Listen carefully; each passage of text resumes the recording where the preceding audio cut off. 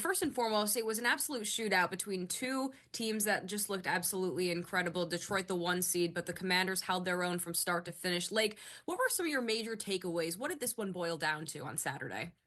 The turnover battle, 5 for Detroit, 0 for Washington. That's always going to get it done for you, no matter what level of football you're playing at high school, college, or pro. If you win the turnover battle, you're going to pretty much win the football game. And yesterday was a really bad day for Jared Goff to have one of those nightmarish type football games. It was something that they couldn't recover from.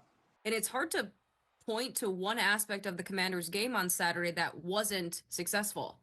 Yeah, I mean, they did everything they wanted to do, and it looked eerily similar to early in the year when everything was clicking offensively, and they were never punting. They were always scoring, whether it be 3 points or they were getting points in the red zone, and that's what last night looked like. I mean, you saw a group effort. Obviously, Terry McLaurin had the big play, but De'Ami Brown continues his hot hand.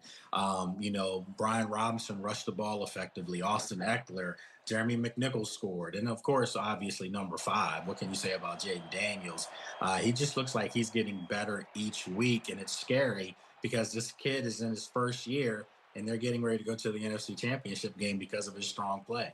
All right, and now the Commanders know who they will face in that NFC title game, Philadelphia Eagles, a team they are very familiar with. What do you think this one's going to boil down to, and how excited are you for this matchup? Natalie, I've been saying this all week. You knew everything was a full circle moment for Washington to recapture the glory years and all of these things in this first year, because now it goes back to what it used to be. You're a lot younger, but it used to be everything went through the NFC East. Whoever came out of the NFC East. So to be able to go to Philadelphia it's an epic feeling because you have two teams that really don't care for each other, two cities that don't care for each other, with going for all the marbles. And I think it's also a chance for Washington to acquit itself because let's face it, the first game up in Philadelphia, Washington didn't play well, although they had a lead in the fourth quarter and they lost that game. They couldn't contain Saquon Barkley. And then, of course, we all know what happened in D.C., where Washington came back after Jalen Hurts got hurt in that football game.